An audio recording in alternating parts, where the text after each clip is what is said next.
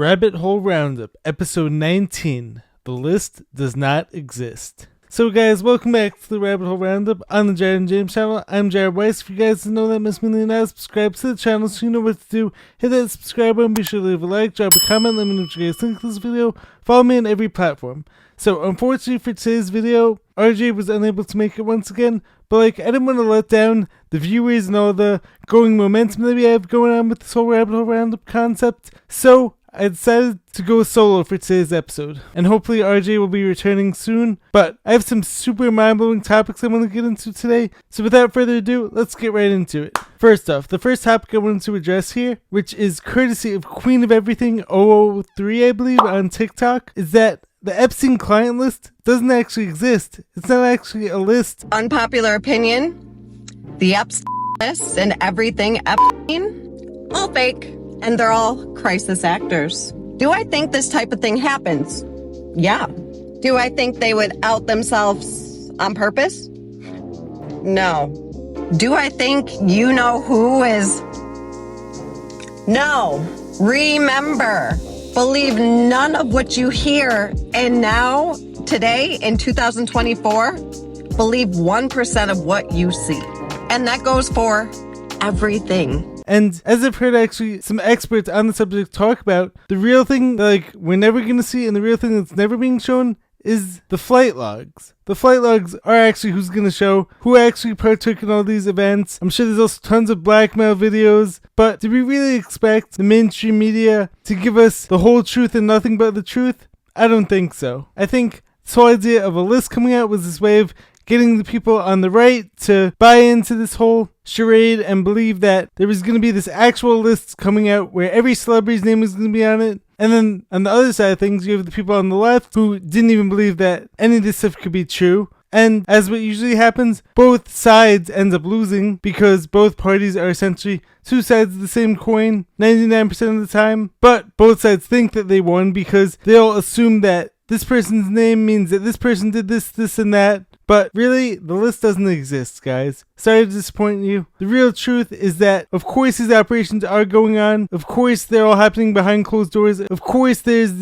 these Bohemian Grove ceremonies. There's these Illuminati ceremonies, Freemason gatherings, all this stuff. But we're never going to see any of this stuff portrayed in the mainstream media, and there's no reason to expect otherwise, unfortunately. Next up, I want to share an excerpt from this book I've been reading, which has been absolutely mind-blowing. I'm only almost 100 pages in, and I've already learned so much that I've confirmed all my suspicions, and a lot of what's going on in the world is actually explained through this book in a very odd way. Tavistock Institute, Social Engineering the Masses by Daniel Estulin. I'm definitely going to be making videos, probably doing some deep dives on the subject, but one very powerful excerpt that I was actually hoping to share with RJ, but unfortunately he's not here, so I'm going to have to dive into this myself and give you guys what the people want. We gotta give the people what they want. So, referring to Bertrand Russell, Aldous Huxley, and the Frankfurt School crowd, which was all about brainwashing people and doing all these social experiments to try to sway the country and to create different and authentic movements for the purposes of brainwashing the masses and social engineering. Aldous Huxley once said, "These brain drugs, mass-produced in the laboratories, will bring about vast changes in society. This will happen with or without you or me. All we can do is spread the word. The obstacle to this evolution, Timothy, is the Bible."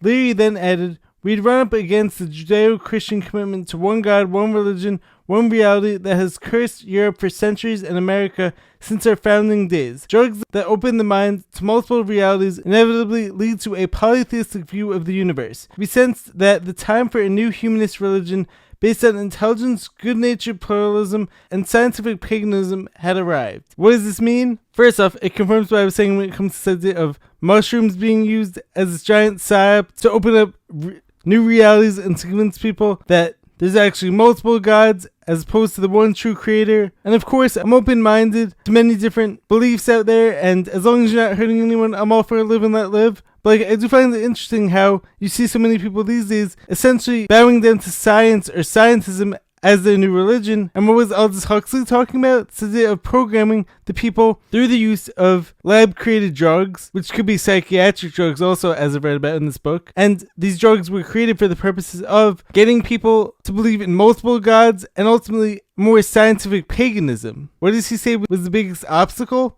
the Bible. Very interesting. And as I was saying earlier, although I was born and raised Jewish, I'm open to believing that all religions have truth in them, and also all religions have also been manipulated over the years by the people in power, and it would be ignorant to think anything otherwise. But as you guys have heard me talk about on here in the past, the Bible has a lot of truth, as I've seen. All these religious texts have a lot of truth within them. And I find it very interesting how this idea of one God, one universal creator, was the obstacle to this massive brainwashing plan. Mind-blowing stuff right there. Now, the next thing I want to share from this book as well is, in 1958, Aldous Huxley assembled a number of essays that he had written for Newsday and published them collectively as Brave New World Revisited, in which he described a society where the first aim of the rulers is at all costs to keep their subjects from making trouble. He described a likely future: the completely organized society, the abolition of free will by methodical conditioning, the servitude made acceptable by regular doses of chemically induced happiness. What are we talking about here? This book mentions this idea of marijuana, mushrooms, and psychiatric drugs being used to convince people that they're actually happier than they are, so that this way the government doesn't even have any resistance up against them when they're creating this whole one world government, one world religion, brave new world. New World Order is of course 100% a conspiracy. It's not true. Look into it, guys. Furthermore, he also predicted democracies would change their nature. Quaint old forms, elections, parliaments, supreme courts will remain, but the underlying substance will be non-violent totalitarianism. Democracy and freedom will be the theme of every broadcast and editorial, but democracy and freedom in a strictly Pickwickian, not literal, sense. Meanwhile, the ruling oligarchy and its highly trained elite of soldiers, policemen, thought manufacturers, and mind manipulators will quietly run the show as they see fit. Does this sound very similar to what's going on these days? I mean, how often do we hear the mainstream news, Joe Biden, any of these people in power talking about maintaining democracy? Democracy is under attack. But first off, do we even live in a democracy? And second of all, have we just consented to this non-violent totalitarianism because we've been tricked into convenience and comfort? I believe so. Next up, another interesting topic I wanted to speak on is this idea that kids these days and adults have been basically manipulated into hating learning because they hate school, which obviously makes tons of sense if you guys realize how sitting in the desk for 8 hours a day, doing homework for hours every day, how that's not normal and that's not natural for the human spirit, and how the whole education system is based on a set of lies and an education board which is designed to cage in the mind. But something that I hear from so many people who I speak to these days, especially when it comes to this idea of reading books, is that I'll hear them say to me something like, I would like reading if it was actually on subjects that I actually cared about and ones that actually interested me. But since so much of the reading I've been forced to read in schools has been so boring, and since it's all designed around them writing up like a whole essay or answering questions on it, I don't like reading. And I think this is all done purposely as a way of getting people to not like the idea of thinking for themselves and to just be always kept busy, always distracted. And this way, whatever knowledge you're fed, you're just going to have to believe because you don't even have time to research these things for yourselves, or you've just been programmed to hate reading and to hate learning because of the way that it's set up in the school system. But what if learning was actually enjoyable? What if we actually learned the truth? Which is something that I've discovered since going down all these rabbit holes and since becoming a conspiracy theorist. What are you, some kind of conspiracy theorist? Or truther. Is that when you actually learn about the truth of our world, it's actually way more exciting than any science fiction movie will tell you. And to be honest, actually most science fiction movies are actually based on biblical stories. I mean, JT Follows JC actually has a very interesting segment where he talks about how Iron Man and all these, and Chance Gordon talks about this also, how Iron Man and all these Marvel movies are actually based on biblical stories. There's nothing new under the sun. None of that stuff is actually original. And we all eat this stuff up because it's actually super interesting. But what if we actually realized that our world is based on these stories? Wouldn't that make learning a whole lot more fun? Wouldn't we actually be inspired to want to learn more and to want to think for ourselves? Then why is the whole school system so boring? Makes you wonder, doesn't it? Moving right along, the next article I actually came across the other day had to do with this idea of wearing lead aprons during x-rays might be a thing of the past. But another interesting video I came across the other day, which is from courtesy of Cultivate Elevate, Matt Walsh, puts out incredible content. So he was talking about how the real reason why they actually got rid of lead paint in houses and buildings and all that stuff was actually because that lead paint actually blocked 5G radiation and actually absorbed some of the harmful effects of this radiation. And then what happened shortly afterwards we had 5G, towers everywhere, cell towers everywhere, under this guise of connecting everyone more, moving at faster speeds, but yet you could go to some farm or some rural land and have no service anywhere. So are these 5G towers really that much better, and are they really essential for connecting us? Or could we also get by on hardwiring our internet and our phones and all that stuff? And trust me, there are plenty of natural tools and natural herbs and things like zeolite that do help our bodies better adapt to this 5G radiation and stuff like that. But like, there's no denying the harmful effects that come from this. But this idea of giving x-rays, which can have severely harmful effects on the brain, on the organs, and most of the time are actually absolutely unnecessary and only have detrimental effects, and you're going to give these without even giving people a lead apron anymore? It's almost as if like they're trying to mess with our health, and it's almost as if they're actually trying to microwave our brain cells and microwave our body cells without any protection. I mean, think about it. Why is it that every time they give us x-rays, the person sits in the chair, but then the person giving the x-rays goes behind the door? Why do they not want to be in the room? Could it be because there's some harmful potential health effects that could come from these x-rays? I would say so. Next up, I've seen some very disappointing things coming from the Daily Wire this past week. I fully believe the Daily Wire is 1,000% controlled opposition. They started off by telling some truths here and there, and then slowly but surely they're just guiding us more down the road of a wolf in sheep's clothing, basically. So what am I talking about? So like, first off, you have Matt Walsh, who claims to have debunked all the moon landing conspiracies. His reasoning for this is because how would every person be in on it? Oh wait, well, what did we have the past few years when it came to the whole that stuff, when it came to the whole quaxine nonsense, and the people who were running all these health agencies? So, as I've said in the past, I don't think every doctor is in on that. I think that like the whole medical system is of course messed up. People are going to medical school for 9 years, end up in tons of debt, and then if any of them step out of line, they're going to have their medical license revoked. So now, it's the same thing here when it comes to this idea of faking the moon landing. For any of you guys who've watched the footage or have heard some of these top NASA officials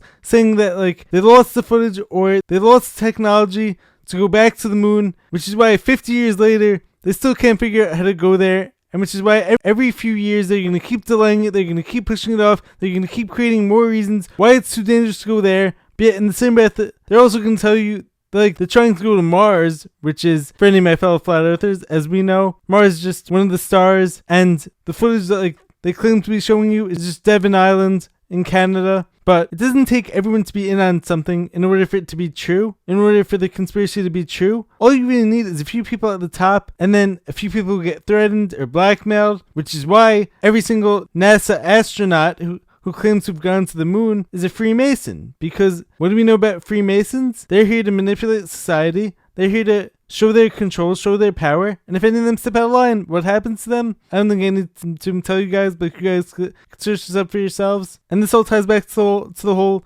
Epstein Island and all this use of blackmail in order to get people to conform to whatever agenda you want them to. Why is it that every single celebrity all says the same things? Why is it that every single one of them goes along with every agenda? And it's as if like none of them could think for themselves. There's a reason why that is. So, Matt Walsh, I would suggest looking into this idea of the footprint doesn't match the boot. Every NASA astronaut is a Freemason. They're all part of these secret societies. The Challenger mission, where everyone actually is still alive, and Sean Hibbeler exposed this, and that was all a false flag mission to get people to think that like going back to the moon is too scary. And like, to be honest, like, chances are the moon isn't even something like can be landed on. Then next up, why are there no stars in the footage? I mean, you're telling me that the sky is pitch black from the moon even though there's supposed to be billions of stars around it? Doesn't make sense.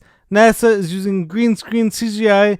Most likely Stanley Kubrick probably orchestrated this whole event of the whole fake moon landing. Buzz Aldrin, if you hear him recently, he's actually admitted this numerous times. Because we didn't go there, and that's the way it happened. That we never went to the moon. Why did none of the astronauts swear on the Bible? How would this crappy aircraft make it to the moon? Have you guys ever listened to the phone call? I could go on about this for days. But like, a funny thing happened on the way to the moon exposed a lot of this. Stanley Kubrick, the song by B.O.B. exposed a lot of this. I've spoken about this in depth in numerous episodes. So, Matt Walsh, if you're not control opposition, look into this stuff further. And then, going along the same lines, what is Ben Shapiro doing in the song with Tom McDonald? He's trying to act as if like he's this truth teller, when meanwhile, he recently admitted that he wanted to send America's sons and daughters off to Gaza to fight this war, which was based on some questionable events at the very least, and has resulted in the killing of thousands of Palestinians unnecessarily, innocent men, women, and children, which reminds me of just about every other war, which gets started for the profits of the big bankers and for Raytheon, BlackRock, Vanguard, all these massive corporations. And this ties me into another topic, which is this idea of Biden is now talking about retaliation against Iran, which, for all we know, our own government, these people, off these people, which is usually how it happens. And then they get everyone into this frenzy. They get everyone on board with this idea of going overseas and killing those damn Middle Eastern people. And then you have millions of innocent people dying for absolutely no reason. Guys, as I've said in the past, I don't think any innocent people should die.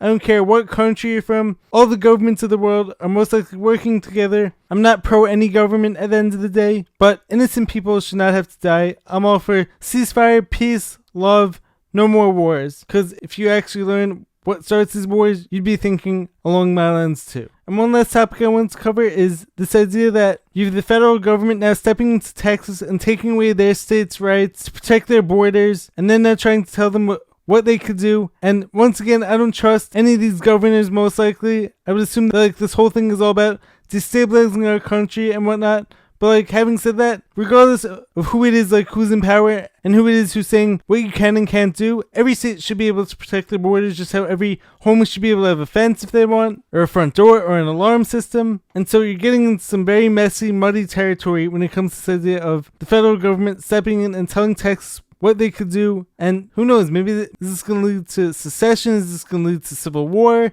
Is this going to lead to more fighting within our country? This year is going to be a crazy one, guys. Buckle up, stay spiritually grounded, stay tough, think for yourselves, practice peace, love, and positivity. And I believe those of us who do that are going to be fine and will emerge triumphant in this crazy year that's most likely coming ahead for us. Anyways, guys, I'm actually going to do my new close off, which is going to be to piss off all the commenters who keep hating on my flat earth views. Guys, the earth is flat, non-rotating, stationary plane. Space is fake. There is land beyond the ice wall. I love you guys. Make sure to subscribe to the channel. Be sure to drop a like, leave a comment. Let me know what you guys think of my solo episode. Let me know how you think I did.